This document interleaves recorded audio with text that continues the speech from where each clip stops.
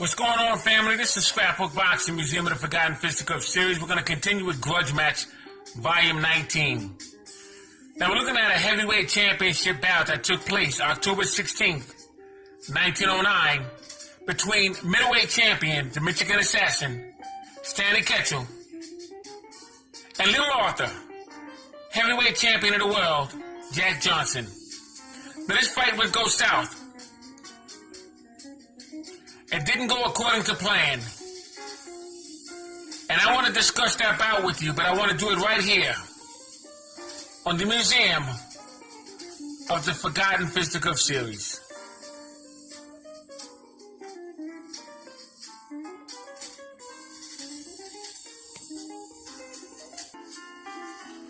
Now, Jack Johnson, known as Little Arthur, was born March 31st, 1871 in Galveston, Texas. He died June 10th, 1946 in Lehigh, North Carolina. He was on his way to check out the Joe Louis-Billy Conn fight, their second fight. And it was reported that Jack Johnson was speeding and fell off the side of a turn off a cliff. Now that's what was reported. But Jack Johnson was something else. He invented the wrench. He lived his own life.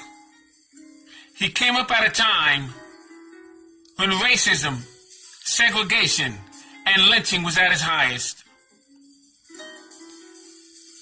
And I have all the respect in the world for Jack Johnson, because Jack Johnson, in his own way, would change the way boxing would be thought of African American fighters. And for the first time in boxing history, the white establishment envied him. Now, he would fight great fighters such as Klondike, John Haynes. He fought on May 6, 1899. That was his professional debut. He would face Joe Joanski in Galveston, Texas. He would lose to him in 3 rounds. Joe Joanski was a master boxer. Joe Joanski faced gentleman Jim Corbett. He learned the tricks of the trade. So both Joe Joanski and Jack Johnson would be arrested. And in prison, Joanski would school Jack Johnson, taught him the tricks of the trade. And Jack Johnson, to his credit, took heed and listened and learned. He would fight fighters such as Hank Griffin, Jack Jeffries. Jack Jeffries was Jim Jeffries' brother. Joe Joanski himself, John Sandy Ferguson, Black Bill, Sam McVeigh, Joe Jeanette, Jack Monroe, Bob Fitzsimmons, Sam Langford, just to name a few.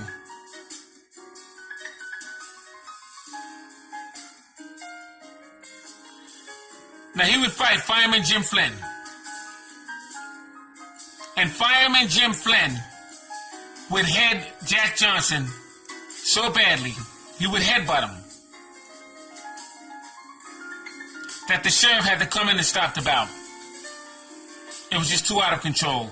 Everybody wanted Jack Johnson to lose.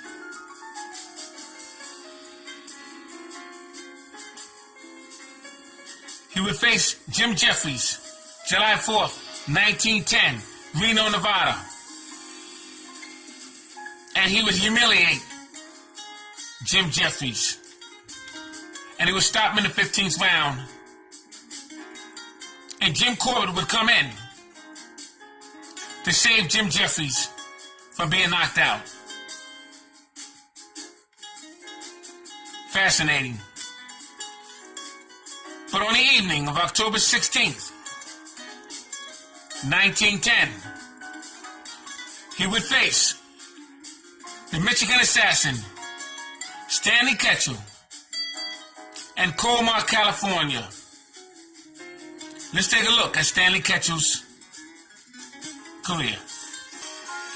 Stanley Ketchel, Michigan assassin, born September 14th, 1886, Grand Rapids, Michigan. He died October 15th, 1910 in Conway, Missouri. He stood 5 foot and 9 inches. He weighed 142 and 170 pounds.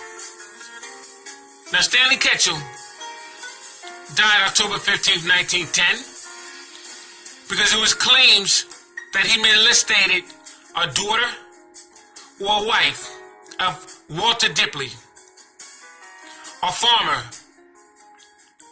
in Missouri. And he shot Stanley Ketchel, the world middleweight champion of the world. Stanley Ketchel will be inducted into the Hall of Fame of 1954 and the International Boxing Hall of Fame in 1990. Began his career in 1903. 1908, February 22nd, he would face Mike Twin Sullivan. And it was said to have been that Stanley Ketchel would be recognized as the middleweight champion when he knocked out Mike Twin Sullivan in 1 round. Mike Twin Sullivan had a brother, and they were twins. His name was Jack Twin Sullivan. 1910, he would face Billy Papke.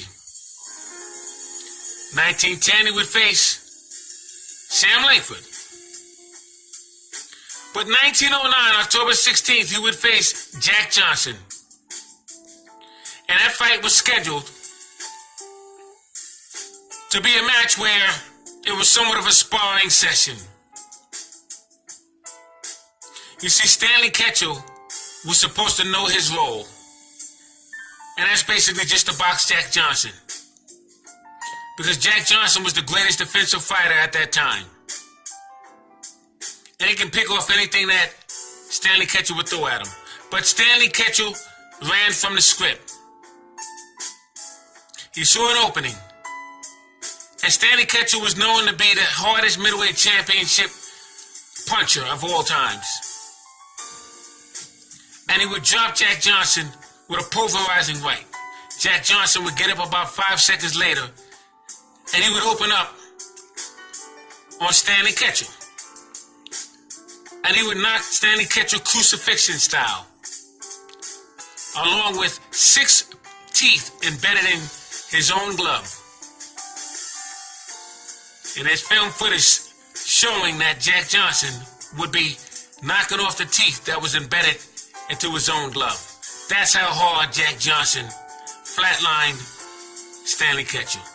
And that was just because he crossed him. Phenomenal. The grudges that you receive in a boxing match. But that's what happened. October 16th, 1909, Jack Johnson would knock out Stanley Ketchel. Thanks for watching. This is Scrapbook Boxing, Museum of the Forgotten Fisticuffs series. All great fights and all great fighters will never be forgotten on my channel. Thanks for hanging in there with me. Salute to my subscribers. Peace.